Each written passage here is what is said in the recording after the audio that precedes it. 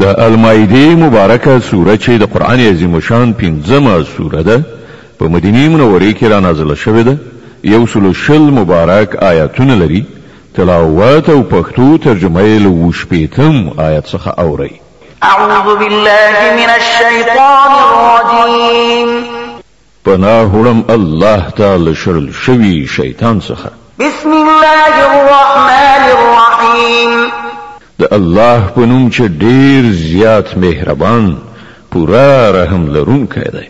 يا أيها الرسول بلغ ما أنزل إليك من ربك وإن لم تفعل فما بلغت رسالته والله يعصمك من الناس إن الله لا يهدي القوم الكافرين.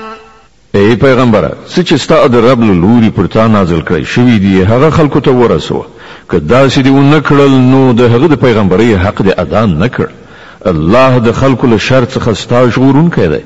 باور ولره چې هغه به هیڅکله ستا په مقابله کې کافرانو ته د بري لاره ونه ښیي. قل يا أهل الكتاب لستم على شيء حتى تقيموا التوراة والإنجيل وما أنزل إليكم من ربكم وليزيدن كثيرا منهم ما أنزل إليك من ربك طغيانا وكفرا فلا تأس على القوم الكافرين.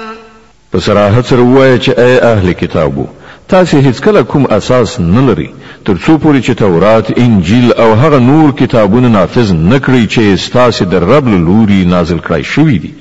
دا فرمان و چې پرتا نازل کړی شوی دی ارومرو له هغونه د زیاترو سرغړونه او انکار زیات کړي.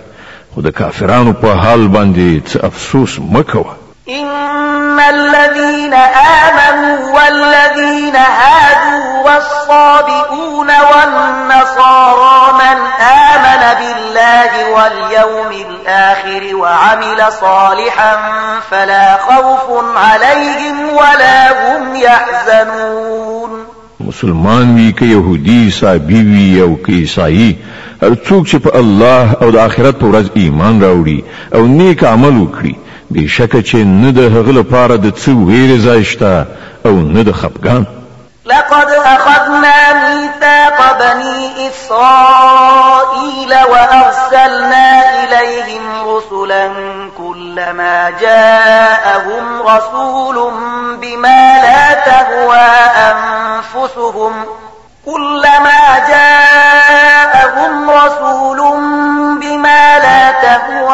أنفسهم فريقا كذبوا وفريقا يقتلون. موږ له بني اسرائیل څخه کلکه وعده اخیستې او هغه ته مو ډیر پیغمبران لیږلي خو هر کله چې کوم پیغمبر هغه ته د هغو د نفسي غوښتنو په خلاف څه شی راوړی دی نو چاته د دروغو نسبتونه کړي او څوک یې وژلي.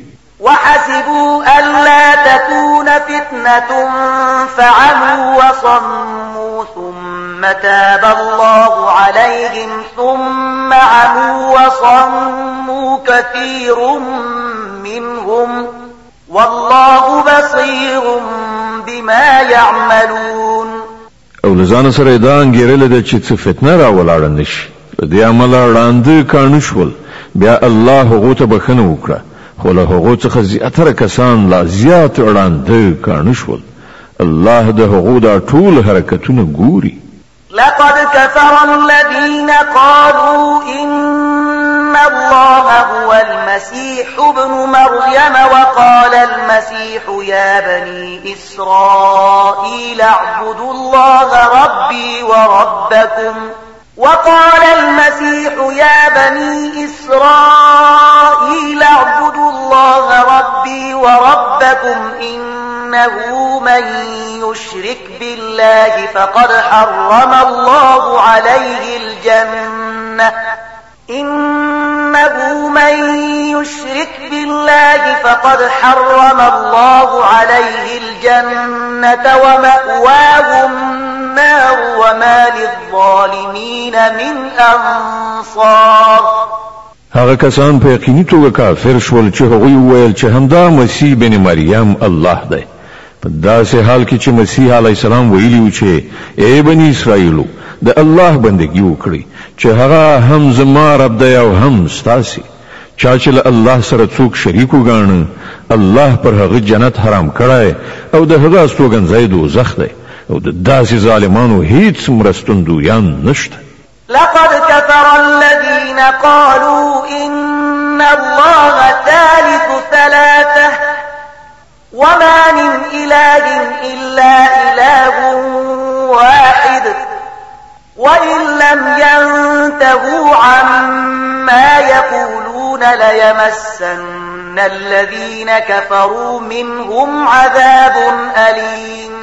هغه خلق په یقیني توګه کافر شول چې ویل الله په دریو کې یو دی، په داسې حال کې چې له یو خدای پرته هیڅ کوم بل خدای نشته. که دا خلق له خپلو دغو ویناو څخه منع نشي نو له هغوی څخه چې هر څوک کافر شوي دي هغوی ته به دردناک عذاب ورکړی شي. افلا يتوبون الى الله ويستغفرونه والله غفور رحيم. نو آیا دوی الله ته توبه نه باسي او له هغه نه بخښنه نه غواړي؟ الله ډیر بخښونکی او رحم کوونکی دی.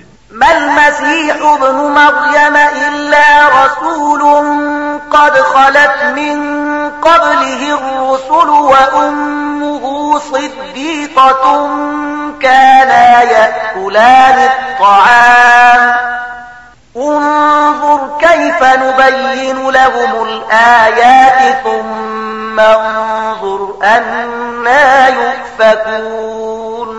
مسیح بن مریم علیه السلام له پیغمبر نه پرته نور څه نو، له هغه نه مخکې هم نور زیات پیغمبران تیر شوي دي. د هغه مور یو رښتیا پاله ښځه وه او هغوی دواړو خواړه خوړل. ګوره مونږ په څه شان د هغوی په وړاندې د حقیقت نښانې څرګندې کړي دي. بیا وګوره دوی کوم لوري ته اړول کیږي. قل أتعبدون من دون الله ما لا يملك لكم ضرا ولا نفعا والله هو السميع العليم. دوی ته وایه آیا تاسې له الله نه پرته د داسې شي بندګي کوئ چې نه تاسې ته د ضرر رسولو واک وس لري او نه د ګټې؟ په داسې حال کې چې د هر څه اورېدونکی او په هر څه پوهېدونکی خو یوازې الله دی. قل يا أهل الكتاب لا تغلوا في دينكم غير الحق ولا تتبعوا أهواء قوم قد ضلوا من قبل وأضلوا كثيرا ولا تتبعوا أهواء قوم قد ضلوا من قبل وأضلوا كثيرا وضلوا عن سواء السبيل. ويا أي أهل كتابو په خپل دین کې افراط مکوي او د هغو خلکو د افکارو پیروي مکوي چې له تاسې نه مخکې په خپله هم ګمراه شول او ډیر نور هم بې لارې کړل او له سواء السبیل یعنې سمې لارې نه واوښتل. لعن الذين كفروا من بني إسرائيل على لسان داود وعيسى بن مريم ذلك بما عصوا وكانوا يعتدون. له بني اسرائیل څخه چې کوم خلکو د کفر لاره غوره کړه پر هغوی باندې د داود او عیسی ابن مریم په ژبه لعنت ویل شو ځکه چې هغوی سرکشه شوي وو او له حده په تیرې کولو یې لاس پورې کړی. كانوا لا يتناهون عن منكر فعلوه لبئس ما كانوا يفعلون. هغوی د بدو چارو له سرته رسولو څخه یو د بل منع کول پرېښي وو. ناوړه کړنلاره وه چې هغوی غوره کړه. ترى كثيرا منهم يتولون الذين كفروا لبئس ما قدمت لهم أنفسهم أن سخط الله عليهم وفي العذاب هم خالدون. نن ته له هغوی څخه زیاتره داسې خلک ویني چې د مؤمنانو په مقابله کې د کفارو ملاتړ او ملګرتیا کوي. په یقیني توګه ډیر بد عاقبت دی چې د هغوی نفسونو د هغوی لپاره تیار کړی دی الله پر هغوی په غضب شوی دی او هغوی په همیشنی عذاب کې اوسیدونکي دي. ولو كانوا يؤمنون بالله والنبي وما أنزل إليه ما اتخذوهم أولياء ولكن كثيرا منهم فاسقون. که پر اختیار سره دا خلق د الله پیغمبر او هغه څه منونکي وایي چې پر پیغمبر باندې نازل شوی وو، نو هیڅ کله به د مؤمنانو په مقابله کې کافران خپل دوستان نه نیول، مگر له هغوی څخه خو زیاتره خلق د خدای له اطاعت نه وتلي دي. لتجدن أشد الناس عداوة للذين آمنوا اليهود والذين أشركوا ولتجدن أقربهم مودة للذين آمنوا الذين قالوا إنا نصارى ذلك بأن منهم قسيسين ورهبانا وأنهم لا يستكبرون. تبه د مؤمنانو په دښمنۍ کې تر ټولو زیات سخت يهوديان او مشرکان مومي، او د مؤمنانو لپاره به په دوستۍ کې ډیر نږدې هغه خلک مومي چې هغوی ویلي وو چې موږ نصارایو، دا له دې امله چې په هغوی کې عبادت کوونکي عالمان او تاریک دنیا فقیران مندل کیږي او په هغوی کې نفسي غرور نشته. د المائده مبارکه سوره چې په مدینه منوره کې را نازله شوې ده د قران عظیم شان 5مه سوره ده. تلاوت او پښتو ترجمه له 83 آیت څخه اوري. وإذا سمعوا ما أنزل إلى الرسول ترى أعينهم تفيض من الدمع مما عرفوا من الحق يقولون ربنا آمنا فاكتبنا مع الشاهدين. کله چې هغوی هغه کلام واوري چې پر پیغمبر نازل شوی دی، نو ته به وګوري چې د حق پیژندنې له امله د هغو په سترګو کې اوښکې ډنډېږي. هغوی په لوړ غږ وایي چې پروردګاره مونږ ایمان راوړ، زمونږ نوم په شاهدي ویونکو کې ولیکه. وما لنا لا نؤمن بالله وما جاءنا من الحق ونطمع أن يدخلنا ربنا مع القوم الصالحين. او هغوی وایي چې خنو مونږ ولې په الله ایمان را نوړو او کوم حق چې مونږ ته راغلی دی هغه ولې ونه منو، په داسې حال کې چې مونږ د دې خبرې هیلهمند یو چې زمونږ رب دې مونږ په صالحانو کې حساب کړي. فأثابهم الله بما قالوا جنات تجري من تحتها الأنهار خالدين فيها وذلك جزاء المحسنين. د هغوی د دې وینا له امله الله هغو ته داسې جنتونه ورکړل چې تر هغو لاندې ویالې بهیږي او هغوی به پکې د تل لپاره اوسیږي. دا د ښې کړنلارې غوره کوونکو بدله ده. والذين كفروا وكذبوا بآياتنا أولئك أصحاب الجحيم. پاتې شول هغه کسان چې هغوی زموږ د آیاتونو له منلو څخه سر وغړاوه او هغه یې دروغ وانګیرل، نو هغوی د دوزخ وړ دي. يا أيها الذين آمنوا لا تحرموا طيبات ما أحل الله لكم ولا تعتدوا إن الله لا يحب المعتدين.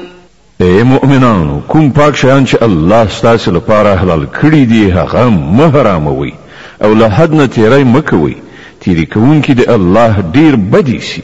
وكلوا مما رزقكم الله حلالا طيبا واتقوا الله الذي أنتم به مؤمنون. څه شی چې الله حلال او پاک روزي تاسو ته درکړی ده هغه خورئ څښئ او د هغه خدای له نافرمانی څخه په څنګه اوسئ چې پر هغه مو ایمان راوړی دی.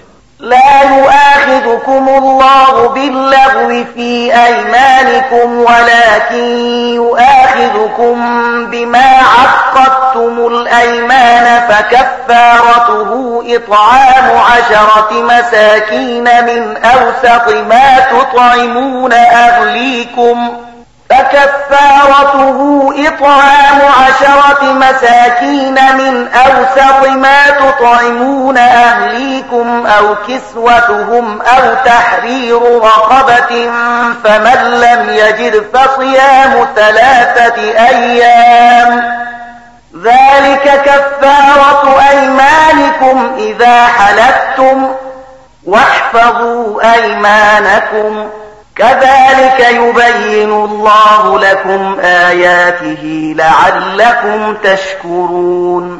تاسو چې کومې بابیزا او غیر ارادي لوړې کوي یعنی قسمونه خوري پر هغه مو الله نه نیسي. کومې لوړې یعنی قسمونه چې تاسو له پوهې او ادراک سره کوي پر هغه به مو ارومرو هغه ونیسي. د داسې قسمونو ماتولو کفارت دا ده چې لسو مسکینانو ته له هغو منځنۍ درجې خوړو څخه ورکړئ چې تاسې خپلې کورنۍ ته ورکوئ یا هغوی په جامه پټ کړئ یا یو غلام آزاد کړئ او څوک چې د دې وس نه لري هغه د 3 ورځې روژه ونیسي. دا ستاسې د قسمونو کفاره ده چې کله قسم وخورئ او ماتې کړئ د خپلو قسمونو ساتنه وکړئ. په دې توګه الله خپل حکمونه تاسې ته څرګندوي پکار ده چې تاسې شکر وباسئ. يا أيها الذين آمنوا إنما الخمر والميسر والأنصاب والأزلام رجس من عمل الشيطان فاجتنبوه لعلكم تفلحون. اے مؤمنان دا شراب قمار دا درشله یعنی نسب شوی تیږي د عبادت لپاره او غشي د بخت ازمایلو په خاطر د ټول ناویلی او شیطانی کارونه دي. له هغونه ډډه وکړئ هیله ده چې تاسو ته به برای در په برخه شي. إنما يريد الشيطان أن يوقع بينكم العداوة والبغضاء في الخمر والميسر ويصدكم عن ذكر الله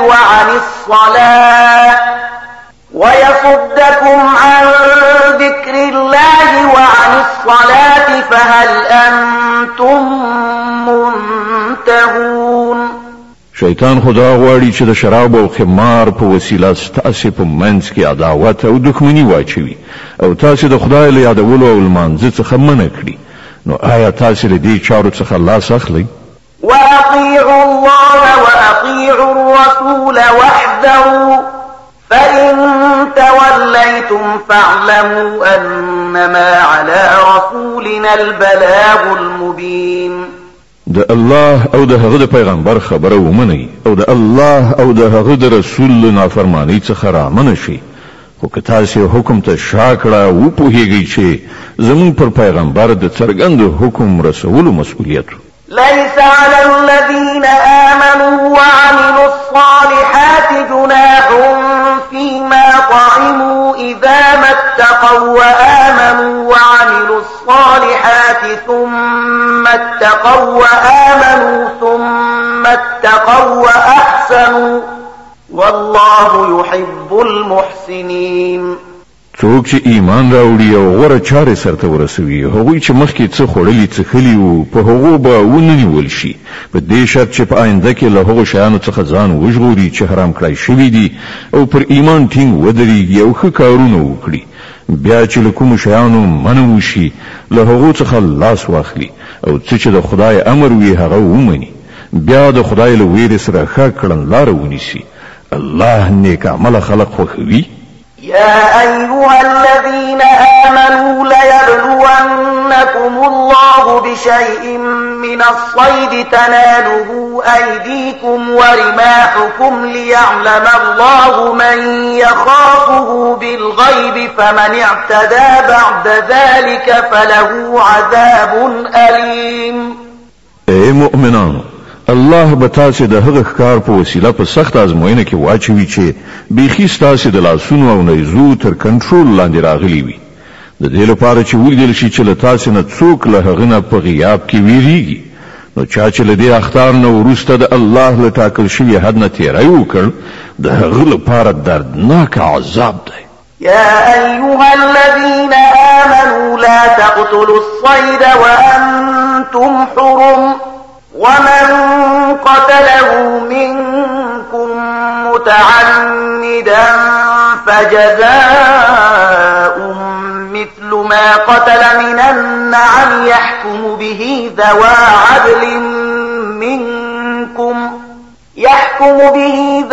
عدل منكم هديا بالغ الكعبة أو كفارة طعام مساكين أو عدل ذلك صياما ليذوق وبال أمره عفى الله عما سلف ومن عاد فينتقم الله منه والله عزيز ذو انتقام.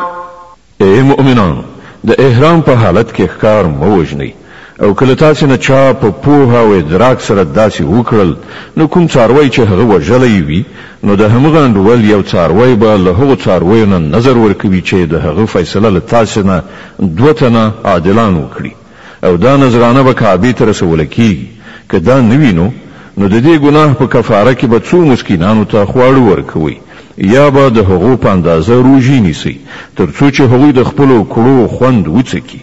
مخکې چې څه شوي هغه الله بخلي، خو اوس که چا بیا دا حرکت وکړ نو له هغه نه به الله غچ واخلي. الله په ټولو بر لاس دی او د غچ اخیستنې واک وس لري.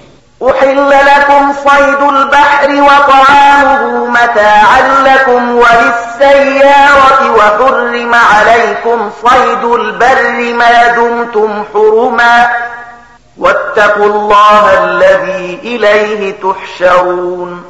ستاسو لپاره د سمندر ښکار او خواړه حلال کړی شول، هر چیرته چې تاسو تمیږئ یعنی اوسېږئ هملته هم خوراک درته روا دی، او د کاروان یعنی مسافرانو لپاره د لارې توخه هم کولای شي. البته د وچه ښکار تر هغه وخت پورې پر تاسو حرام کړی شوی دی تر څو پورې چې تاسو د احرام په حالت کې نو د هغه خدای له نافرمانی څخه ځان وژغورئ چې د هغه حضور ته به تاسو راغون کړی شوي ور حاضرېږئ. جعل الله الكعبة البيت الحرام قياما للناس والشهر الحرام والهدي والقلائد ذلك لتعلموا أن الله يعلم ما في السماوات وما في الأرض وأن الله بكل شيء عليم. الله د درناوي وړ ځای کعبه د خلکو لپاره د ټولنیز ژوندانه د سمبالښت وسیله ګرځولې، او حرام میاشت د قربانۍ څاروي او د غاړې پټۍ هم چې تاسو دا قرباني پرې نښه کوئ تر څو چې تاسو ته څرګنده شي چې الله د اسمانونو او ځمکې له ټولو حالاتو څخه باخبره دی او له هغه سره د هر شي علم دی. اعلموا أن الله شديد العقاب وأن الله غفور رحيم. خبردار اوسئ، الله په سزا ورکولو کې هم ډیر سخت دی او د دې ترڅنګ ډیر بخښونکی او رحم کوونکی هم دی. ما على الرسول إلا البلاغ والله يعلم ما تبدون وما تكتمون. پر پیغمبر باندې خو یوازې د پیغام رسولو مسؤلیت دی، نور ستاسو په ښکاره او پټو ټولو حالاتو پوهیدونکی الله دی. قل لا يستوي الخبيث والطيب ولو أعجبك كثرة الخبيث فاتقوا الله يا أولي الألباب لعلكم تفلحون. ای پیغمبره، دوی ته ووایه چې پاک او ناولي په هیڅ شان یو شان ته نه دي، که د ناپاکو ډیروالی هر څومره ستاسو لپاره جالب هم وي نو ای هوښیارانو د الله له نافرمانۍ نه ځان وژغورئ، هیله ده چې بریالیتوب مو په برخه شي. يا أيها الذين آمنوا لا تسألوا عن أشياء إن تبد لكم تسؤكم وإن تسألوا عنها حين ينزل القرآن تبد لكم عفى الله عنها والله غفور حليم. اے مؤمنانو، د داسې خبرو پوښتنه مه کوئ چې که درته څرګنده کړای شي نو تاسې ته به ناوړه وي، خو که تاسې د هغو پوښتنه په داسې وخت کې وکړئ چې قرآن نازلیږي نو هغه به درته څرګندې شي. تر اوسه چې تاسې څه کړي دي الله هغه در بخلي دي، هغه بخښونکی او د زغم څښتن دی. قد سألها قوم من قبلكم ثم أصبحوا بها كافرين لتاسن مخیبی ډلې هم دا ډول پوښتنې کړې وي بیا د هغو په نه عملي کولو کافران شو. ما جعل الله من بحيرة ولا سائبة ولا وصيلة ولا حام ولكن الذين كفروا يفترون على الله الكذب وأكثرهم لا يعقلون. الله نه د بهیرې په نامه کوم حیوان ټاکلی نه د سائبې نه د وسیلې او نه حام چې بوتانو ته مخصوص کړای شي خدا کافران پر الله باندې د دروغ او افتراء کوي او له هغو څخه زیاتره ناپوهان دي.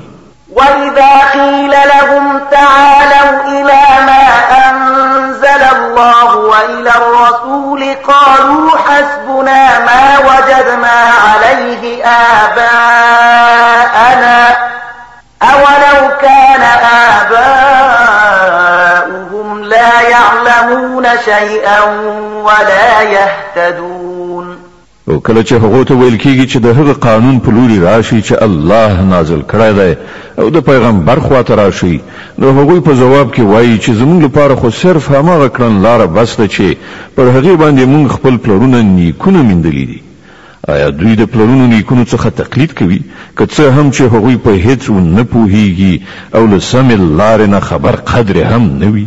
يا أيها الذين آمنوا عليكم أنفسكم لا يضركم من ضل إذا اهتديتم إلى الله مرجعكم جميعا فينبئكم بما كنتم تعملون.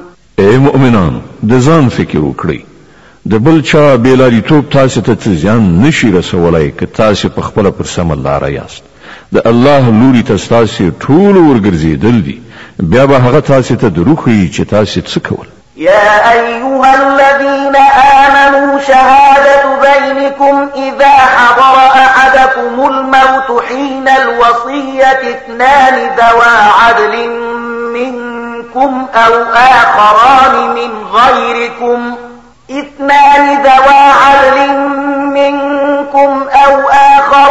من غيركم إن أنتم ضربتم في الأرض فأصابتكم مصيبة الموت تحبسونهما من بعد الصلاة فيقسمان بالله إن ارتبتم لا نشتري به ثمنا ولو كان ذا قربى ولا نكتم شهادة الله إنا إذا لمن الآثمين. اے مؤمنانو کله چې له تاسو نه د کوم چا د مرګ وخت راشي او هغه وصیت کوي نو د هغه لپاره د شاهدۍ نصاب دا دی چې له تاسو نه د دوه عادلان شاهدان ونیول شي یا که تاسو د پردیسۍ په حالت کې یاست او هلته د مرګ مصیبت مخې ته راشي نو له غیر مسلمانانو څخه د دوه شاهدان ونیول شي. بیا که څه شک پیدا شي نو له لمانځه نه وروسته د دواړه شاهدان په جومات کې ستانه کړی شي او هغوی د په خدای قسم وکړي ودې وایي چې موږ د څه شخصي ګټې په بدل کې د شاهدۍ پلورونکي نه یو او که څوک زموږ څه خپلوانه هم وي موږ د هغه مراعات کوونکي نه یو او نه موږ د خدای لپاره شاهدي پټوونکي یو. که موږ داسې وکړل نو په ګناهکارانو کې دې وشمېرل شو. فإن عثر على أنهما استحقا إثما فآخران يقومان مقامهما من الذين استحق عليهم الأوليان فيقسمان بالله لشهادتنا أحق من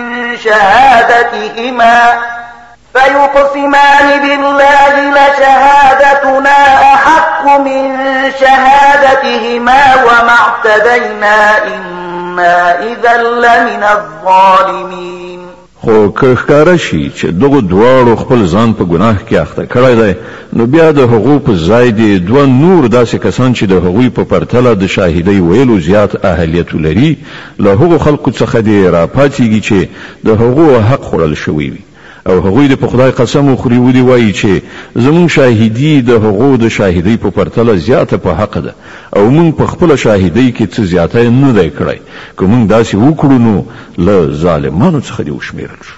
ذلك أدنى أن يأتوا بالشهادة على وجهها أو يخافوا أن ترد أيمان بعد أيمانهم واتقوا الله واسمعوا والله لا يهدي القوم الفاسقين.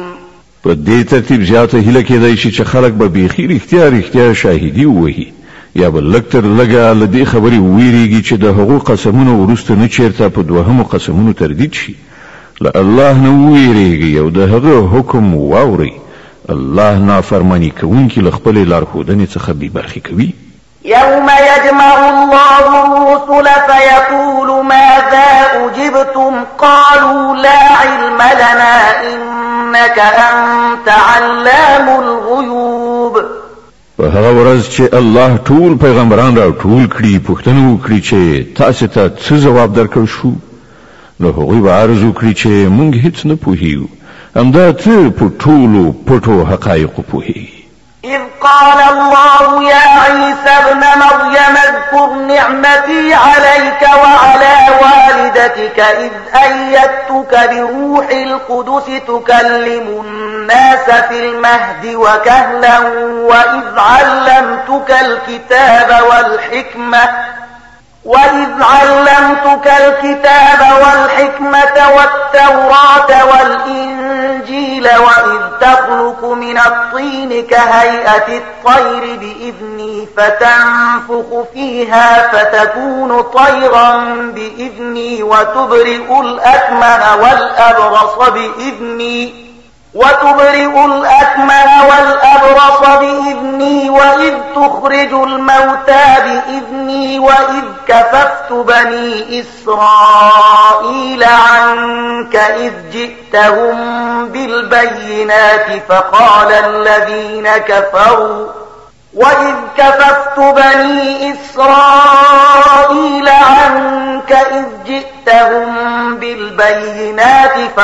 الذين كفروا منهم إن هذا إلا سحر مبين. بل هغه وخت در پزړه کړه چې کله الله فرمایي چې اې د مریم زوی عیسی زما هغه نعمت در یاد کړه چې ما پر تا او ستا په مور پیرزو کړیو ما په سپېڅلي روح سره ستا مرسته وکړه تا په زانګو کې هم د خلکو سره خبرې کولې او په آخر عمر ته په رسېدو هم ما تا ته د کتاب حکمت تورات او انجیل ښوونه وکړه تا زما په حکم له خټې څخه د مرغۍ جوسه جوړوله او په هغې کې د پوکی کاو او هغه زما په امر مرغۍ جوړېده تا مورزادي رانده او پیس ناروغان زما په امر رغول تا مړي زما په امر راویستل یعنی د مرګ له حالت څخه د ژوند حالت ته راویستل بیا چې کله ته بني اسرائیلو ته له څرګندو نښانو سره ورغلې او څوک چې له هغو څخه د حق منکرانو هغوی وویل چې دا نښانې له کوډګرۍ نه پرته نور څه نه دي نو همدا ما ته له هغو څخه وژغورلې. وإذ أوحيت إلى الحواريين أن آمنوا بي وبرسولي قالوا آمنا واشهد بأننا مسلمون. او کله چې ما حواریانو ته اشاره وکړه چې په ما باندې او زما پر پیغمبر ایمان راوړي نو هغوی وویل چې موږ ایمان راوړ او شاهدان اوسئ چې موږ مسلمانان یو. إذ قال الحواريون يا عيسى ابن مريم هل يستطيع ربك أن ينزل علينا مائدة من السماء قال اتقوا الله إن كنتم مؤمنين. د حواریانو په لړ کې دا پیښه هم په یاد لره چې کله حواریانو وویل ای عیسی ابن مریم آیا ستا رب پر موږ باندې له اسمانو د خوړو یو دسترخوان را کوزولی شي نو عیسی علیه السلام وویل له الله نه ویریږئ که مؤمنان یاست. قالوا نريد أن نأكل منها وتطمئن قلوبنا ونعلم أن قد صدقتنا ونكون عليها من الشاهدين. هغوی وویل موږ صرف دومره غواړو چې له دې دسترخوان نه خواړه وخورو او زموږ زړه ډاډه وي او موږ ته څرګنده شي چې تا چې موږ ته څه ویلي دي هغه رښتیا دي او موږ ورباندې شاهدان اوسو. قال عيسى ابن مريم اللهم ربنا أنزل علينا مائدة من السماء تكون لنا عيدا لأولنا وآخرنا وآية منك وارزقنا وأنت خير الرازقين. له ورسته عیسی ابن مریم دعا وکړه، خدایا زمونږ ربه پر مونږ باندې له اسمانه یو دسترخوان را کوز کړه چې زمونږ لپاره، زمونږ د اوسنیو او راتلونکو نسلونو لپاره د خوښۍ موسم وګرځي او ستا له لورې یوه نښانه وي. مونږ ته روزي راکړه او ته ډېر ښه روزي رسان یې. قال الله إني منزلها عليكم فمن يكفر بعد منكم فإني أعذبه عذابا لا أعذبه أحدا من العالمين. الله جواب ورکړ، زه پر تاسې باندې د هغه راکوزونکی یم، خو وروسته له هغه چې له تاسې نه څوک کافر شي هغه ته به زه داسې سزا ورکړم چې په نړۍ کې مې هیچ چاته نه وي ورکړي. وإذ قال الله يا عيسى ابن مريم أأنت قلت للناس اتخذوني وأمي إلهين من دون الله قال سبحانك ما يكون لي أن أقول ما ليس لي بحق إن كنت قلته فقد علمته تعلم ما في نفسي ولا أعلم ما في نفسك إنك أنت علام الغيوب.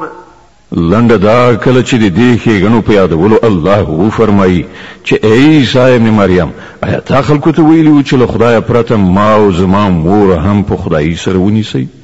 نو هغه به په ځواب کې عرض وکړي چې سبحان الله، زما دا کار نو چې هغه څه مې ویلي وای چې د هغې ویل زما لپاره حق نه و. که ما داسې خبره کړې وي نو ته به ارومرو پرې عالم یې. ته پوهېږي پر هغه څه چې زما په زړه کې دي او زه پر هغه څه نه پوهېږم چې ستا په زړه کې دي. ته خو پر ټولو پټو حقایقو عالم یې.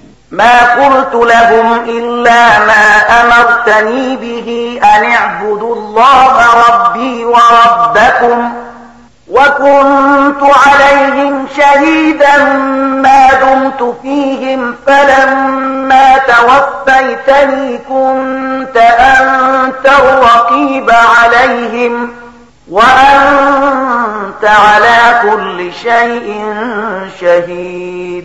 ما له هغه څه نه پرته نور هیڅ شی نه دی ویلي چې تا راته امر کړی، دا چې د الله بندګي وکړي چې هم زما رب دی او هم ستاسې رب. زه تر هغه وخته پورې د هغو څارونکی یم چې تر څو پورې زه د هغو په منځ کې وم. کله چې تا زه بیرته در وغوښتم نو ته پر هغو څارونکی وي او ته خو پر ټولو شیانو څارونکی. إن تعذبهم فإنهم عبادك وإن تغفر لهم فإنك أنت العزيز الحكيم. اوس که ته هغو ته سزا ورکړې نو هغوی ستا بندګان دي او که بخښنه ورته وکړې نو ته بر لاس او د حکمت خاوند دي. قال الله هذا يوم ينفع الصادقين صدقهم لهم جنات تجري من تحتها الأنهار خالدين فيها أبدا رضي الله عنهم ورضوا عنه ذلك الفوز العظيم. هلته الله فرمایي دا هغه ورځ ده چې په هغې کې رښتینو ته د هغو رښتینولي ګټه رسوي. د هغو لپاره داسې باغونه دي چې تر هغو لاندې ویالې بهیږي. دلته به هغوی د تل لپاره اوسیږي. الله له هغو نه راضي شو او هغوی له الله نه خوښ شول. همدا ستر بریالیتوب دی. لله ملك السماوات والأرض وما فيهن وهو على كل شيء قدير. د ځمکې اسمانونو او ټولو موجوداتو پادشاهي یوازې د الله ده او هغه پر هر څه قادر دی. د الانعام مبارکه سوره چې په مکې معظمه کې را نازله شوې ده د قرآن عظیم شان شپږمه سوره ده. 115 آیاتونه لري. تلاوت او پښتو ترجمه له لومړي آیت څخه اوري. بسم الله الرحمن د الله په نوم چې ډیر زیات مهربان پورا رحم لرونکی دی. الحمد لله الذي خلق السماوات والأرض وجعل الظلمات والنور ثم الذين كفروا بربهم يعدلون. ثنا ستاینه الله لره ده چې زمکه او اسمانونه هست کړل، رڼا او تیارې پیدا کړې. بیا هم هغه کسان چې د حق بلنې له منلو نه انکار کړی دی نور د خپل رب سیالان ګڼي.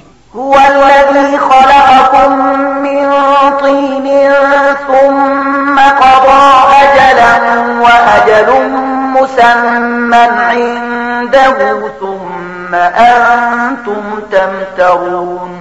ما ذات چې تاسو له خټه نه پیدا کړی بیا یې تاسو لپاره د ژوند یو نیټه وټاکله او یو بل نیټه هم دا چې د هغه په وړاندې ټاکل شوې ده، خو تاسو یې چې په شک کې لویدلی یاست.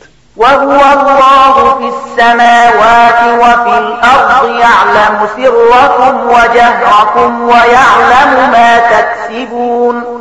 ما یو خدای په اسمانونو کې هم دی او په ځمکه کې هم، ستاسو په ښکارا او پټو ټولو حالاتو پوهیږي او کومه بدیانی کی چې تاسو ګټي له هغې څخه خبر ده. وما تأتيهم من آية من آيات ربهم إلا كانوا عنها معرضين. د خلکو حال دا دی چې د هغو د پروردګار له نښانو څخه هیڅ کومه نښانت داسې نشته چې د هغو مخې ته راغلي وي او هغوی ورڅخه مخ نه وي اړولی. فقد كذبوا بالحق لما جاءهم فسوف يأتيهم أنباء ما كانوا به يستهزئون. لکه همدا اوس چې کوم حق هغو ته راغی نو هغه هم دروغ وګڼه. ښه ده، په کوم شي پورې چې هغوی تر اوسه پورې مسخرې کوي ډېر ژر به د هغه په باب څه خبرونه هغو ته ورسي. ألم يروا كم أهلكنا من قبلهم من قرن مكناهم في الأرض ما لم نمكن لكم وأرسلنا السماء عليهم مدرارا وجعلنا الأنهار تجري من تحتهم فأهلكناهم بذنوبهم وأنشأنا من بعدهم قرنا آخرين. ایا هغوی نه دي لیدلي چې له هغو نه مخکې څومره داسې ملتونه موږ تباه کړي دي چې د هر یو په خپل خپل دور کې نوم او واکمني وه؟ موږ په ځمکه کې هغو ته هغه وس واک وربښلی و چې تاسو ته مو نه دی دربښلی. پر هغو مو له اسمانه ښه ورښتونه وکړل او د هغو نه لاندې مو ویالې وبهولې، او کله چې هغوی د نعمت ناشکري وکړه نو په پای کې موږ د هغو د ګناهونو په مجازات کې هغوی تباه کړل او د هغوی په ځای مو د بل دور ملتونه راپورته کړل. ولو نزلنا عليك كتابا في قرطاس فلمسوه بأيديهم لقال الذين كفروا إن هذا إلا سحر مبين. ای پیغمبره، کوم پر تا باندې په کوم کاغذ کې لیکلای کتاب هم نازل کړی وای او خلکو هغه په خپل لاسونو سره لمس کړی لیدلای هم وای، هلته به هم هغو کسانو چې له حق څخه منکر شوي دي هم دا خبره کوله چې دا خو ښکاره کوړي دي. وقالوا لولا أنزل عليه ملك ولو أنزلنا ملكا لقضي الأمر ثم لا ينظرون. وای چې پر دغه پیغمبر ولې کومه پرښتہ نه ده نازله شوې، که چېرته مونږه پرښتہ راکوزه کړې وای نو تر اوسه به د وخته فیصله شوې وه، بیا هغوی ته څه مهلت نه ورکول کېده. ولو جعلناه ملكا لجعلناه رجلا وللبسنا عليهم ما يلبسون. او که مونږه پرښتہ راکوزه کړې وای بیا مو هغه په انساني بڼه کې نازلوله او په دې ډول به مو دوی په همغه شک اخته کړي وو چې په هغه کې اوس دوی اخته دي. ولقد استهزئ برسل من قبلك فحاق بالذين سخروا منهم ما كانوا به يستهزئون. اے محمد صلی الله علیه وسلم لتانه مخکې هم په ډیرو پیغمبرانو پورې ملنډې وهل شوې دي خو پر هغو ملنډو وهونکو باندې په پای کې هماغه حقیقت مسلط کړی شو چې هغوی پرې تمسخر کاوه. قل سيروا في الأرض ثم انظروا كيف كان عاقبة المكذبين. دوی ته ووایه لږ شان د ځمکې پر مخ وګرځئ راوګرځئ وګورئ چې دروغ ګڼونکي له کوم سرنوشت سره مخامخ شوي دي. قل لمن ما في السماوات والأرض قل لله كتب على نفسه الرحمة ليجمعنكم إلى يوم القيامة لا ريب فيه الذين خسروا أنفسهم فهم لا يؤمنون. لو دوی نه ته پوښتنه وکړه په اسمانونو او ځمکه کې چې څه دي هغه د چا دي؟ وایه هر څه یوازې د الله دی. هغه د رحم او پیرزوینې کړنچاره پر خپل ځان لازمه کړې. د قیامت په ورځ به هغه تاسو ټول ارومرو را ټول کړي. دا حقیقت هیڅ د اشتباه وړ نه دی. حکومت خلکو چې په خپل لاس خپل ځانونه د تباهي په خطر کې اچولي دي هغوی نه مني. صدق الله العظیم. الله ستر رښتیا ویونکی دی.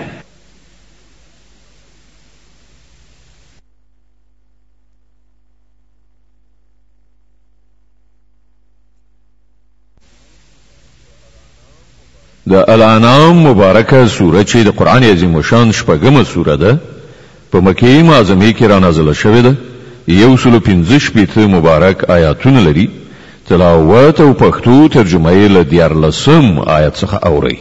اعوذ بالله من الشیطان الرجیم. پناه وړم الله تعالی شړل شوی شیطان څخه.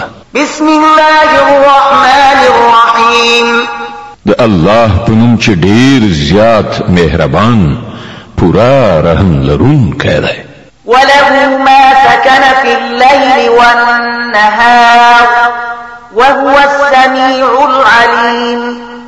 د شپې په ترګمۍ او د ورځې په روښنايي کې چې څه استوګن دي ټول د الله دي او هغه هر څه اوري او په هر څه پوهیږي. قل أغير الله أتخذ وليا فاطر السماوات والأرض وهو يطعم ولا يطعم قل إني أمرت أن أكون أول من أسلم ولا تكونن من المشركين.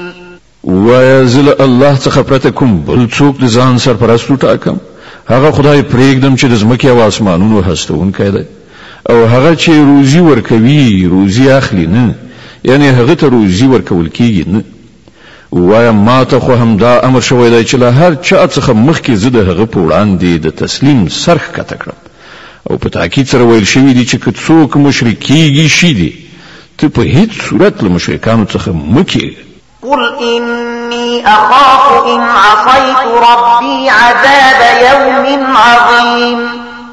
وای که زه خپل خدای نه سر وغړوم نو ویریږم چې په لوی هیبتناک ورځ کې بل عذاب سره مخامخ شم. من يصرف عنه يومئذ فقد رحمه وذلك الفوز المبين.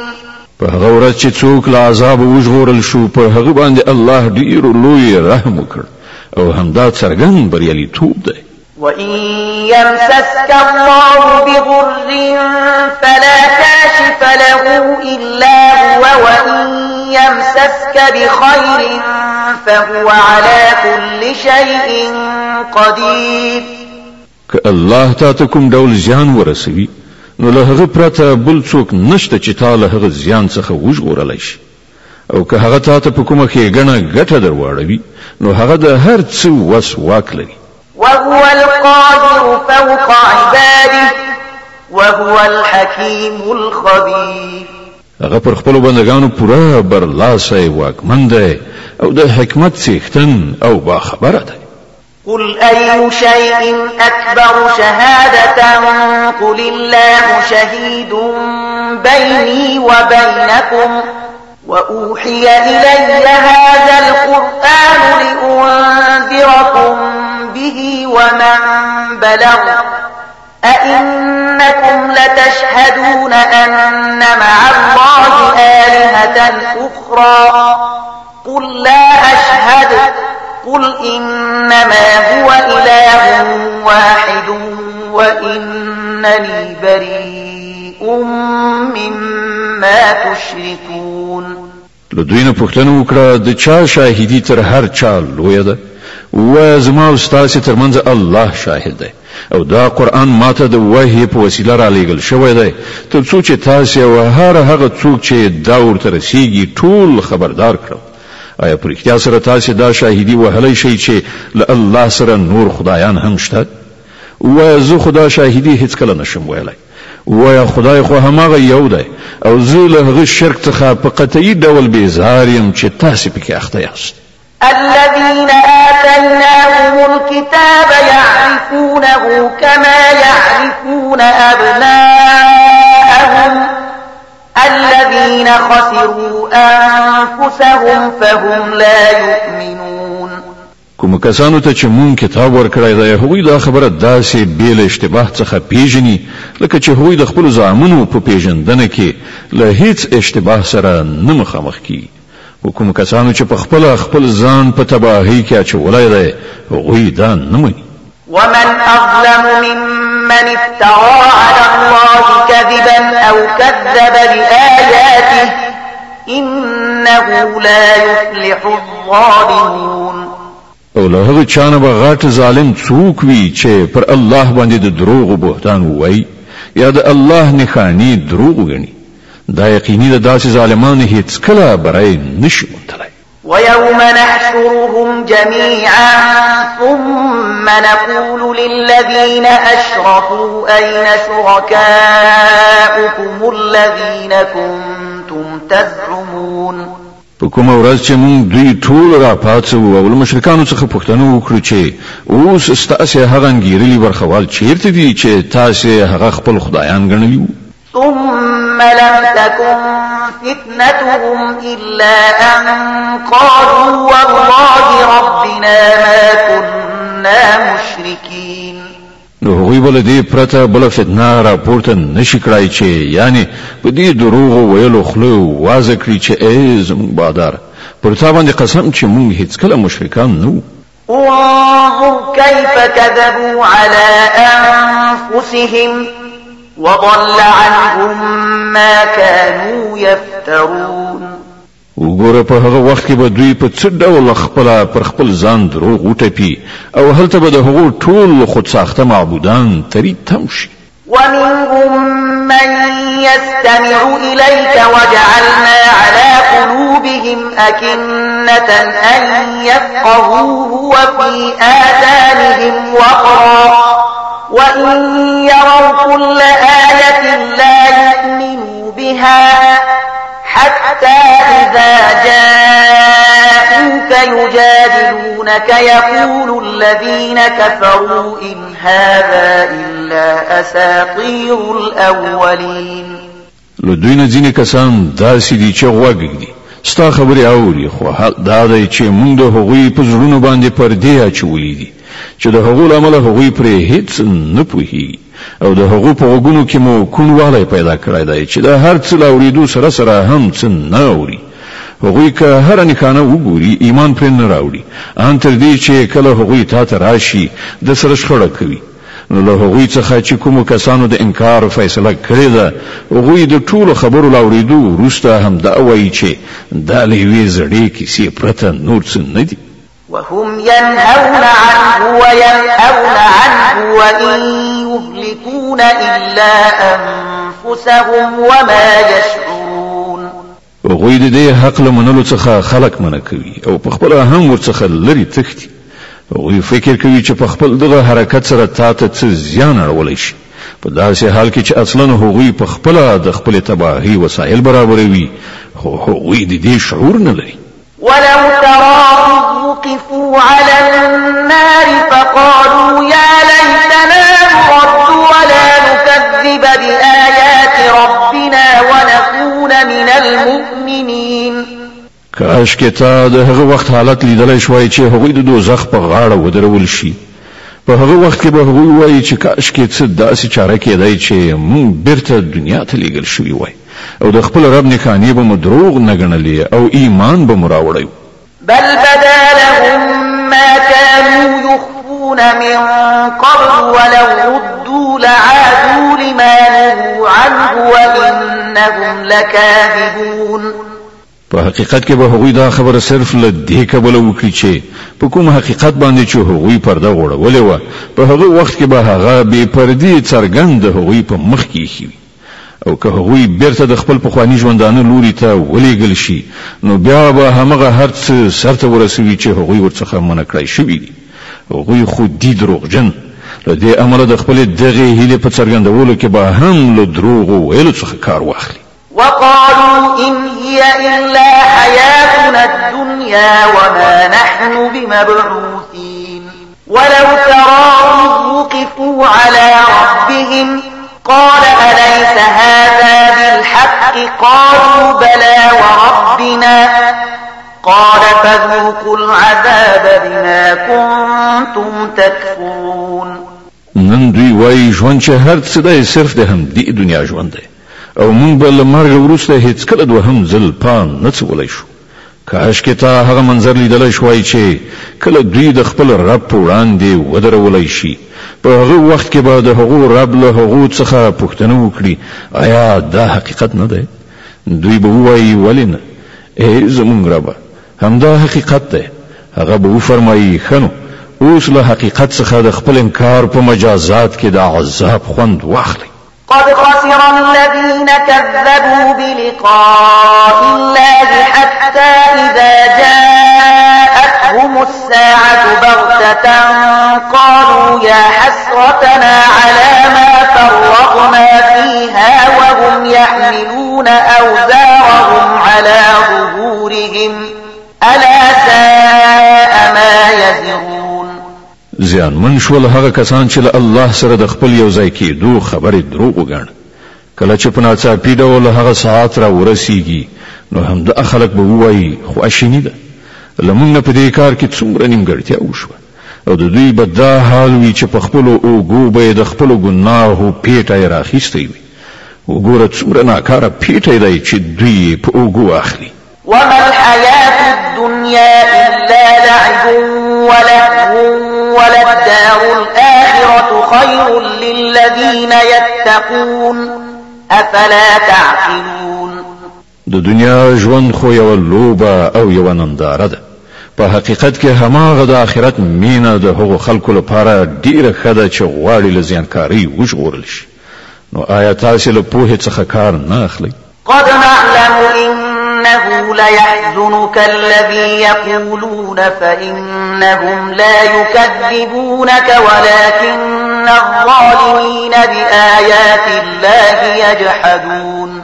اے محمد صلی الله علیه وسلم مونږ ته ښکاره ده چې کومې خبرې چې دا خلک جوړوي پر هغو سره ته ځورېږي خو دا خلک تا نه دروغجن کوي بلکې دا ظالمان اصلا د الله له آیاتونو څخه منکري. ولقد كذبت رسل من قبلك فصبروا على ما كذبوا وأوذوا حتى أتاهم نصرنا ولا مبدل لكلمات الله ولقد جاءك من نبأ المرسلين.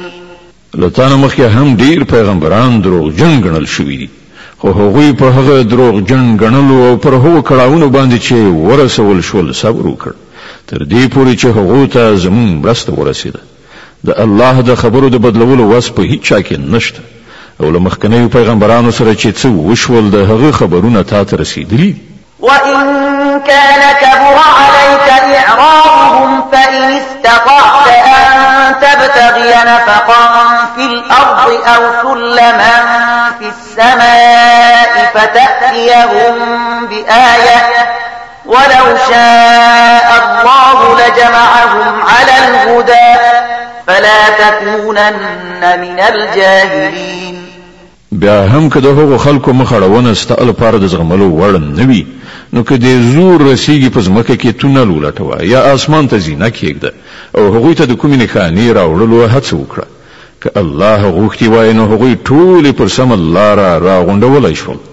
نو ناپوهه کېږم. إنما يستجيب الذين يسمعون والموتى يبعثهم الله ثم إليه يرجعون. د حق بلنې ته هغه خلک لبیک وایي چې اورېدونکي دي.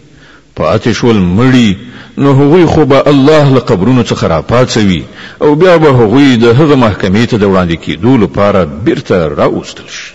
وقالوا لولا نزل عليه آية من ربه قل إن الله قادر على أن ينزل آية ولكن أكثرهم لا يعلمون. دوی وایي چې پر دغه پیغمبر باندې د دوی د رب له لوري کومه نښانه ولې نه نازلېږي. وایي الله د نښانې نازولو بشپړ وس واک لري خو له هغو څخه زیاتره خلک په ناپوهۍ کې اخته دي. وما من دابة في الأرض ولا طائر يطير بجناحيه إلا أمم أمثالكم ما فرطنا في الكتاب من شيء ثم إلى ربهم يحشرون. په ځمکه کې خوځېدونکي کوم ساکاخ او په هوا کې په وزرونو سره الوتونکي کوم مارغه ته وګوره دا ټول همدا ستاسې په څېر انواع دي. موږ د هغو د تقدیر په لیکنه کې څه نیمګړتیا نه ده پرېښې.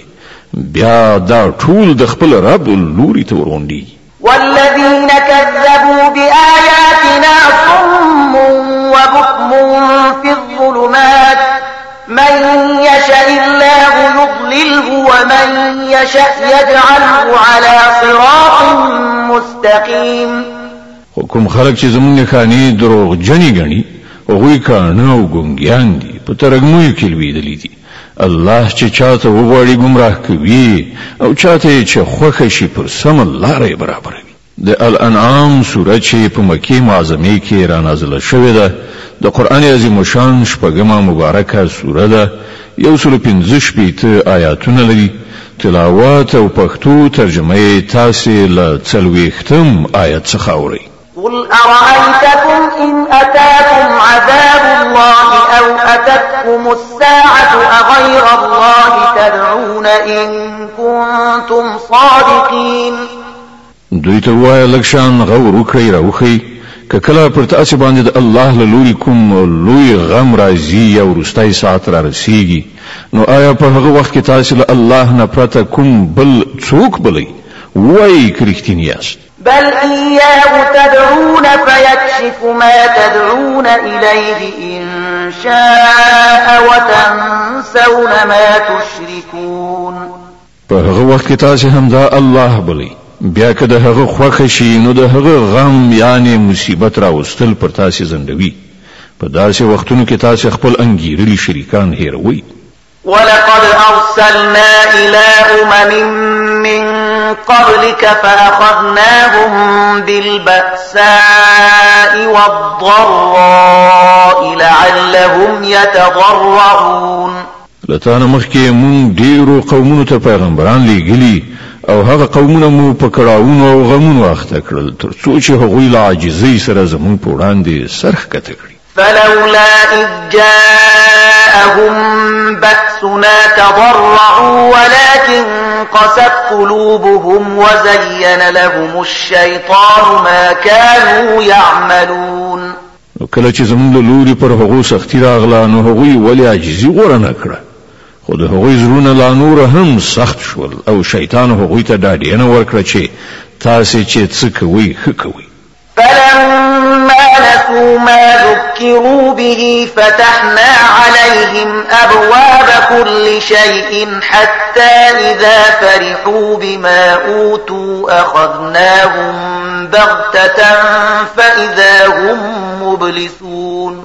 بیا کله چې هغوی هغه نصیحت هیر کړ چې ورته شوی وو نو موږ د هر ډول سوکالۍ دروازې د هغو لپاره پرانیستې تر دې پورې چې کله هغوی په هغو نعمتونو کې چې وربخل شوي وو ښه ډوب شول نو موږ په ناڅاپي ډول له هغوی ونیول او په دې وخت کې د هغو دا حالت چې له هرې ښېګڼې څخه ناامید وو. فقطع دابر القوم الذين ظلموا والحمد لله رب العالمين. په دې توګه د هغو خلکو سټه ویستل شو، یعنی بیخي پریشو چې هغوی ظلم کړی او ثنا ستاینه د الله رب العالمین لپاره. قل أرأيتم إن أخذ الله سمعكم وأبصاركم وختم على قلوبكم من إله غير الله يأتيكم به انظر كيف نصرف الآيات ثم هم يصدفون. اے محمد صلی الله علیه وسلم، دوی ته وایه کله مو په دې هم څه فکر کړی دی چې که الله ستاسې لیدنه او اورېدنه در څخه واخلي او ستاسې زړونه مهر کړي، نو له الله نه پرته بل کوم خدای شته چې تاسې ته دا قواوې بیرته درکړی شي؟ وګوره په څه شان مونږ بیا خپلې نښانې دوی ته وړاندې کوو او بیا دوی ورڅخه په څه ډول سترګې اړوي. قل أرأيتكم إن أتاكم عذاب الله بغتة أو جهرة هل يهلك إلا القوم الظالمون. وایه تاسې کله په دې څه فکر کړی دی چې که د الله له لوري په ناڅاپي یا څرګند ډول پر تاسې باندې عذاب راشي، نو آیا له ظالمانو پرته به نور څوک هلاک شي؟ وما نرسل المرسلين إلا مبشرين ومنذرين فمن آمن وأصلح فلا خوف عليهم ولا هم يحزنون. مونږ چې کوم پیغمبران لیږو د همدې لپاره لیږو چې هغوی نیکانو ته زیری ورکوونکي او د بد عمله خلکو ویرونکي اوسي. نو چې کوم کسان د هغوی خبره ومني او خپله کړنچاره سمه کړي، د هغوی لپاره هیڅ ویره او خفګان نشته. والذين كذبوا بآياتنا يمسهم العذاب بما كانوا يفسقون. او کوم خلک چې زموږ آیاتونه دروغ وګڼي، هغوی ته به د خپلو سرغړونو په مجازات کې عذاب ورسي.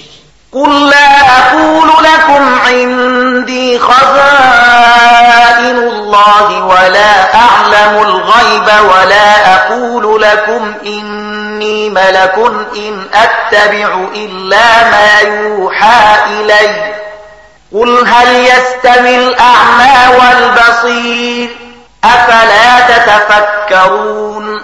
اے محمد صلی الله علیه وسلم، دوی ته وایا زه تاسو ته دا نه وایم چې له ما سره د الله خزانې دي، نه زه د غیب علم لرم او نه دا وایم چې زه پرېښته یم. زه خو یوازې د هغې وحی پیروي کوم چې ما ته را استوله کېږي. بیا له دوی نه پوښتنه وکړه، آیا ړانده او سترګور دواړه برابرېدی شي؟ آیا تاسې فکر نه کوئ؟ وأنذر به الذين يخافون أن يحشروا إلى ربهم ليس لهم من دونه ولي ولا شفيع لعلهم يتقون. او اے محمد صلی الله علیه وسلم، ته د دې وحی د علم په وسیله هغو خلکو ته نصیحت وکړه چې له دې خبرې څخه ویریږي چې د خپل رب حضور ته به یو وخت په داسې حال کې وړاندې کړی شي چې له هغه پرته به هلته کوم داسې وسوال واکمن نه وي چې د هغوی ملاتړ مرستندوی وي یا د هغوی سپارښت وکړي. ښایي چې له دې نصیحت څخه په پند اخیستلو هغوی د خدای د ویرې کړنلاره غوره کړي.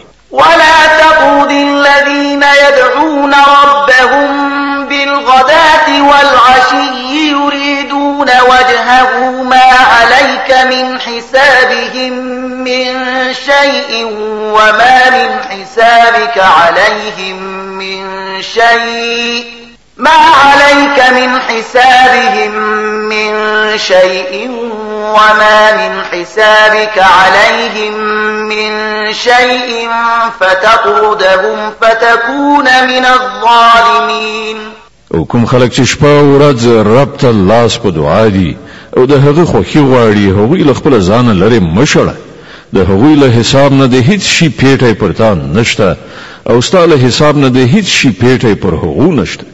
د دې لپاسه هم که ته هغوی لرې وشړې، نو په ظالمانو کې به وشمېرل شي. وكذلك فتنا بعضهم ببعض ليقولوا أهؤلاء من الله عليهم من بيننا أليس الله بأعلم بالشاكرين.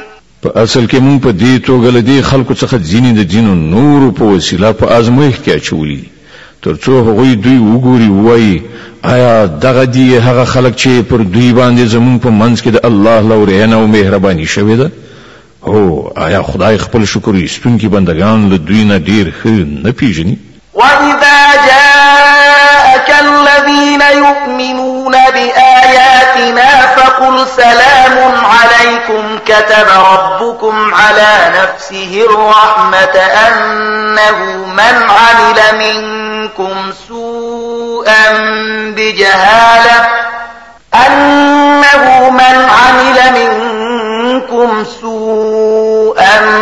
بجهالة ثم تاب من بعده وأصلح فأنه غفور رحيم.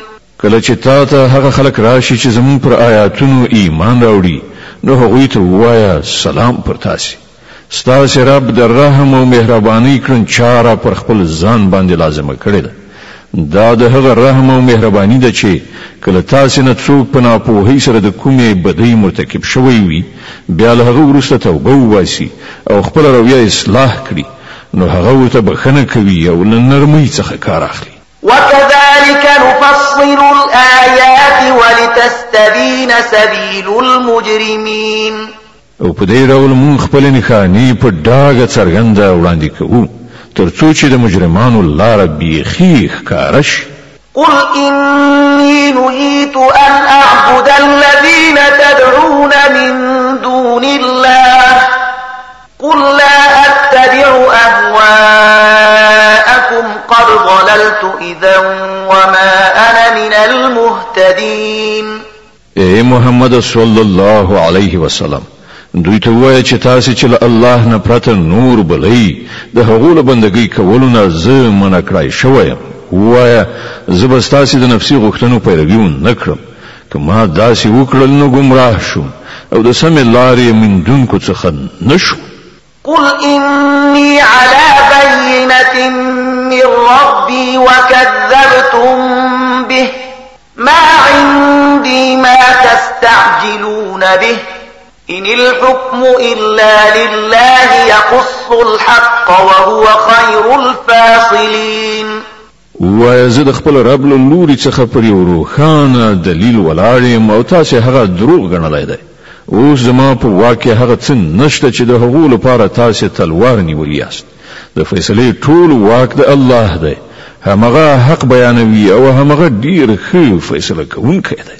قل لو أن عندي ما تستعجلون به لقضي الأمر بيني وبينكم والله أعلم بالظالمين. وایه که چیرته هغه شی زما په واک کې وای چې تاسو په تلوار سره د هغه غوښتنه کوئ نو زما او تاسو ترمنځ به د وخت فیصله شوې وه. خو الله ډیر ښه پوهیږي چې له ظالمانو سره څه معامله کول غواړي. وعنده مفاتح الغيب لا يعلمها إلا هو ويعلم ما في البر والبحر وما تسقط من ورقة إلا يعلمها ولا حبة في ظلمات الأرض ولا رطب ولا يابس إلا في كتاب مبين. له همغه سره د غیبو کلیګانې دي چې له هغه نه پرته بل څوک پرې نه پوهي. په وچه او اوبو کې چې هر څه دي له ټولو څخه هغه خبر دی. له ونې څخه کومه راولیدونکې پاڼه داسې نشته چې هغه پرې عالم نه وي. د ځمکې په ترږمۍ پردو کې کومه دانه داسې نشته چې هغه ورڅخه باخبره نه وي. وچ او لانده ټول په یو روښانه کتاب کې لیکل شوي. وهو الذي يتوفاكم بالليل ويعلم ما جرحتم بالنهار ثم يبعثكم فيه ليقضى أجل مسمى ثم إليه مرجعكم ثم ينبئكم بما كنتم تعملون. ما غدای چې د شپې ستاسې ساګانې اخلي او د ورځې چې څه کوي پر هغو پوهیږي. بیا په بل ورځ هغه تاسو د همدې ژوند ژواک په نړۍ کې را پاتوي ترڅو چې د ژوند ټاکلې موده سرته ورسیږي په پای کې د همغه لوري ته ستاسو ورګرځېدل دي بیا به هغه تاسو ته وښیي چې تاسو څه کوئ وهو القاهر فوق عباده ويرسل عليكم حفظة حتى إذا جاء أحدكم الموت توفته رسلنا وهم لا يفرطون پر خپل بندگانو هغه بشپړ وس واک لري او پر تاسو څارونکي ټاکي لیږي تر دې پورې چې کله له تاسو څخه د کوم یو د مرګ نیټه را رسیږي نو د هغه لېږل شوی پرښتې د هغه ساه اخلي او د خپل فریضې په سرته رسولو کې یو بڅره لنډون نه کوي ثم ردوا إلى الله مولاهم الحق ألا له الحكم وهو أسرع الحاسبين بیا ټول د الله د خپل حقيقي بادار په لوري بیرته راوستل کی خبردار اوسئ د فیصلې ټول واکمنۍ د همغه په لاس کې دي او هغه په حساب اخیستو کې ډیر چټک دی قل من ينجيكم من ظلمات البر والبحر تدعونه تضرعا وخفية لئن أنجانا من هذه لنكونن من الشاكرين اے محمد صلی الله علیه وسلم له دوی نه پوښتنه وکړه د بیدیا او سمندر په تیارو کې څوک تاسو له خطرونو څخه ژغوري څوک دی چې له هغه څخه تاسو د کړهو په وخت کې په زارۍ او په پټه پټه دعاوې غواړي چاته وایي چې کته له دې بلا څخه مونږ وژغورلو نو مونږ به رومرو شکر ویستونکي اوسو قل الله ينجيكم منها ومن كل كرب ثم أنتم تشركون وای الله تاسو ته له هغه او له بل هر کړهو څخه نجات درکوي بیا تاسو نور له هغه سره شریکان ګڼئ قل هو القادر على أن يبعث عليكم عذابا من فوقكم أو من تحت أرجلكم أو يلبسكم شيعا ويذيق بعضكم بأس بعض انظر كيف نصرف الآيات لعلهم يفقهون ویا هغه په دې قادر دی چې پر تاسو کوم عذاب له پاسه نازل کړي یا تاسو تر قدمونو لاندې نه راپورته کړي یا تاسو په ډلو ویشي په یوې ډلې باندې د بلې ډلې د زور خوند وڅکي وګورم موږ په شان په مکرره توګه له بیلابیلو لارو څخه خپل نښانې دوی ته وړاندې کوو ښایي چې دوی په دې حقیقت باندې وپوهیږي وكذب به قومك وهو الحق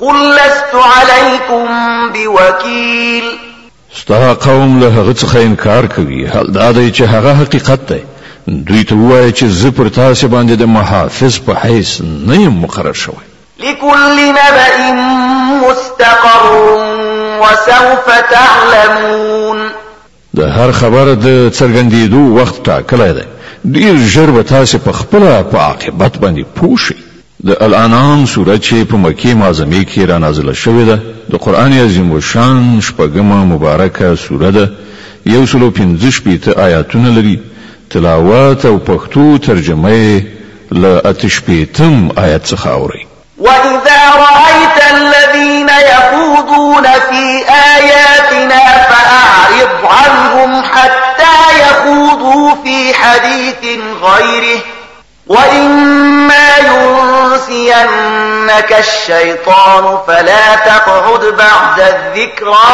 مع القوم الظالمين او اے محمد صلی الله علیه وسلم کله چې ته وګورې چې خلک زمون په آیاتونو کې نکتې لټوي یعنی اهانت کوي نو د هغو له څنګه پاتېږه تر دې پورې چې هغوی دا بحثونه پرېږدي په نورو خبرو پیل وکړي او که کله شیطان تا په هیره کې واچوي نو چې څه وخت دا خطا احساس کړي له هغه وروسته بیا د دې ظالمانو څنګ ته مه کښېنه وما على الذين يتقون من حسابهم من شيء ولكن ذكرى لعلهم يتقون د هغوی له حساب څخه د هیڅ کوم شي مسؤلیت پر پرهیزګارانو باندې نشته البته نصیحت کول فریضه ده ښایي چې هغوی له غلطې لارې راووړي وذر الذين اتخذوا دينهم لعبا ولهوا وغرتهم الحياة الدنيا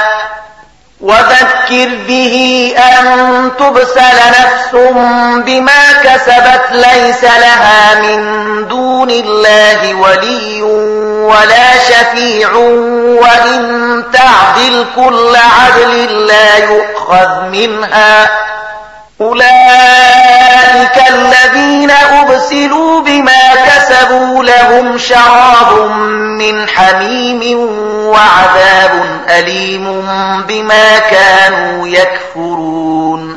هغه خلک پرېږده چې هغوی خپل دین لوبه او ننداره جوړه کړې ده او د دنیا ژوندانه غولولي دي. هو خو د دې قرآن په اورولو نصیحت کوونکی او پند ورکوونکی اوسه چې چیرته کوم څوک د خپلو کړو وړو په ګناه کې اخته نشي او اخته هم په داسې حال کې وي چې له الله نه د هغه د ژغورلو لپاره کوم ملاتړ او مرستندوی او سپارښتکوونکی نه وي او که هغه د هر ممکن شي په فدیه ورکولو د ځان خلاصولو غواړي نو هغه به هم ورڅخه قبوله نه کړی شي ځکه چې داسې خلک خو به د خپلو عملونو په نتیجه کې ونیول شي هغو ته به له حق څخه د خپل انکار په مجازات کې د څښلو خوټېدلې یعنی جوش اوبه او دردناک عذاب ورکړل شي.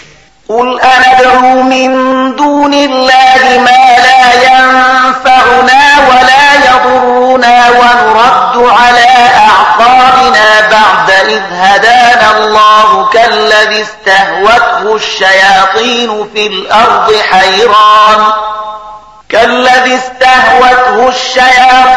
في الأرض حيران له أصحاب يدعونه إلى الهدى ائتنا قل إن هدى الله هو الهدى وأمرنا لنسلم لرب العالمين.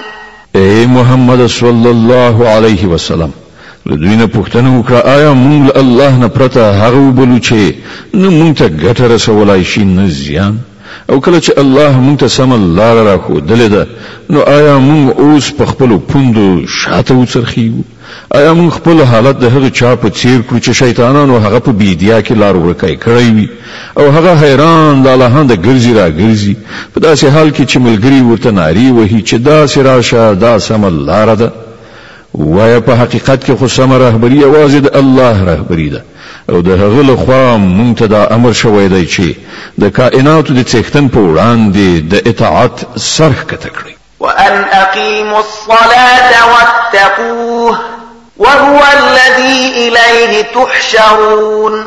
المنځ قائم کړئ او د هغه له نافرمانی څخه ځان وژغورئ د همغه لوري ته ستاسې ټول ورتګ دی. وهو الذي خلق السماوات والأرض بالحق ويوم يقول كن فيكون قوله الحق وله الملك يوم ينفخ في الصور عالم الغيب والشهادة وهو الحكيم الخبير. کما ذات دی چې اسمانونه او ځمکه په حق پیدا کړی او په کومه ورځ چې هغه وایي چې پاتې را ټول شي په همغه ورځ به هغوی هم داسې شي د هغه وینا حق ده او په کومه ورځ چې شپېلۍ یعنی سور پوکړی شي په هغه ورځ به پاچاهي د همغه وي هغه په پټو او ښکارو هر څه پوه دی او د حکمت خاوند او باخبر دی. وإذ قال إبراهيم لأبيه آزر أتتخذ أصناما آلهة إني أراك وقومك في ضلال مبين. د ابراهیم علیه السلام ماجرا یاد کړه چې کله هغه خپل پلار آزر ته ویلیو آیا ته بوتان په خدای سره نیسې زه خو تا او ستا قوم په ښکاره ګمراهۍ کې وینم. وكذلك نري إبراهيم ملكوت السماوات والأرض وليكون من الموقنين. مون په دې ډول ابراهیم علیه السلام ته د ځمکې او اسمانونو د سلطنت نظام ورښودلی او د دې لپاره مو ښودلی و چې هغه له باور کوونکو څخه شي. فلما جن عليه الليل رأى كوكبا قال هذا ربي فلما أفل قال لا أحب الآفلين. لکه چې کله شپه پرې خوره شوه نو هغه یو ستوری ولید، وی ویل دا زما رب دی. او کله چې هغه پریوت نو وی ویل په پریوتونکي پورې خو زما زړه تړلی نه دی. فلما رأى القمر بازغا قال هذا ربي فلما أفل قال لئن لم يهدني ربي لأكونن من القوم الضالين. بیا چې کله سپوږمۍ ځلانده تر سترګو شوه نو وی ویل دا دی زما رب. خو کله چې هغه هم پریوتله نو وی ویل که زما رب ماته لارښوونه نه وای کړې نو زه به هم له ګمراهانو څخه شوی وای. فلما رأى الشمس بازغة قال هذا ربي هذا أكبر فلما أفلت قال يا قوم إني بريء مما تشركون. بیا چې کله لمر روښانه ولید نو وی ویل دا دی زما رب، دا تر ټولو لوی دی. او کله چې هغه هم پریوت نو ابراهیم आवाज وکړ ای قومه زه له هغو ټولو نه بیزار یم چې تاسې هغه له خدای سره شریک ګڼئ. إني وجهت وجهي للذي فطر السماوات والأرض حنيفا وما أنا من المشركين. ما خو یو لوري ته په میلان کولو د هغه ذات خواته مخړولای دی چې هغه ځمکه او اسمانونه پیدا کړي دي او زه هیڅ کله له شرک کوونکو څخه نه یم. وحاجه قومه قال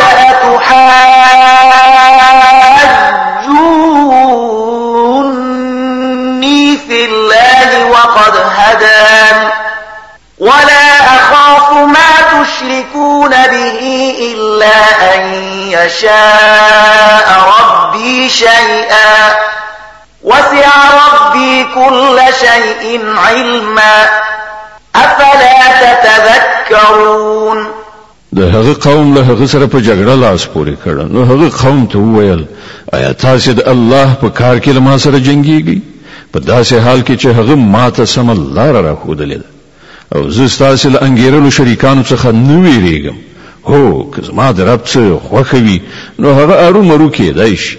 زما د رب علم پر هر څه باندې خور شوی دی. نو آیا تاسو فکرمن کیږئ نه؟ یعنی پند نه اخلئ؟ وكيف أخاف ما أشركتم ولا تخافون أنكم أشركتم بالله ما لم ينزل به عليكم سلطانا فأي الفريقين أحق بالأمن إن كنتم تعلمون. او زه ستاسو له انګیرلو خدایانو څخه ولې ویریږم چې کله تاسو له الله سره په خدایي کې د هغو شیانو په شریکولو نه ویریږئ چې د هغو لپاره پر تاسو باندې کوم سند نه دی نازل کړی شوی. له موږ دواړو ډلو نه کومه یوه زیاته د نه ویرېدو او ډاډینې وړ ده؟ راوښیئ که تاسو څه علم لرئ. الذين آمنوا ولم يلبسوا إيمانهم بظلم أولئك لهم الأمن وهم مهتدون. په حقیقت کې خو امنیت د همغو کسانو لپاره دی او پر سمه لاره برابر همغه کسان دي چې ایمان یې راوړی او خپل ایمان په ظلم نه دی ملوث کړی. وتلك حجتنا آتيناها إبراهيم على قومه نرفع درجات من نشاء إن ربك حكيم عليم. داو زمونږ هغه حجت چې مونږ ابراهیم علیه السلام ته د هغه د قوم په مقابل کې ورکړ مونږ چې چاته وغواړو لوړې درجې ور په برخه کوو.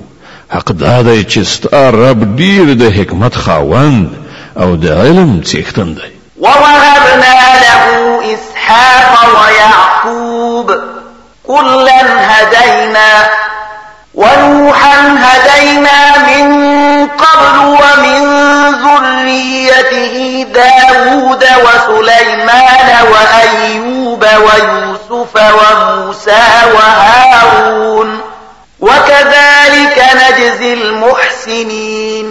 او موږ ابراهیم علیه السلام ته اسحاق علیه السلام او یعقوب علیه السلام غوندې زوجات ورکړ او هر یو ته مسم لار وښودله هغه سم لار چې لدین مخکې مو نوح علیه السلام ته ورښودلې و او د همغه اولادین مونږ داوود علیه السلام سليمان علیه السلام ایوب علیه السلام یوسف علیه السلام موسی علیه السلام او هارون علیه السلام ته هدایت ورکړ په دې توګه مونږ نیکو کارانو ته د هغوی د نیکی مکافات ورکوو وزكريا ويحيى وعيسى وإلياس كل من الصالحين د همغه اولادې څخه مو زکریا علیه السلام یحیی علیه السلام عیسی علیه السلام او الیاس علیه السلام ته لارښوونه وکړه هغوی ټول نیکان وإسماعيل واليسع ويونس ولوطا وكلا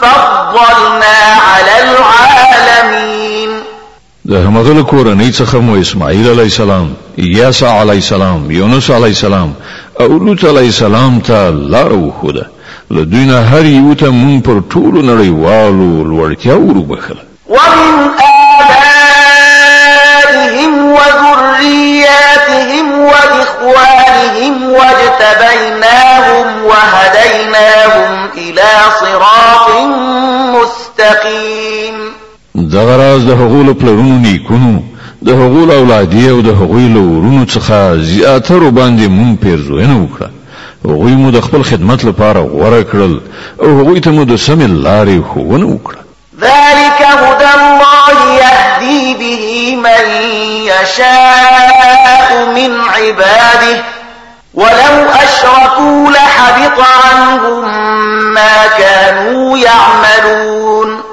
دا د الله هغه هدایت ده په هغه سره چې هغه له خپل بندگانو څخه چاته وغواړي لارښوونه کوي خو کله هغوی شرک کړی وای نو د هغوی ټول عملونه به عبث ګرځېدلي وای أولئك الذين آتيناهم الكتاب والحكم والنبوة فإن يكفر بها هؤلاء فقد وكلنا بها قوما ليسوا بها بكافرين دا همغه کسانو چې موږ ورته کتاب شریعت او پیغمبري ورکړي و اوس که دا خلک د هغه لمنلو څخه انکار کوي نو پروا نشته مونږ څه نور خلکو ته دا نعمت ورسپارلی دی چې له هغه څخه منکران نه دي صدق الله العظیم الله ستر رښتیا ویونکی دی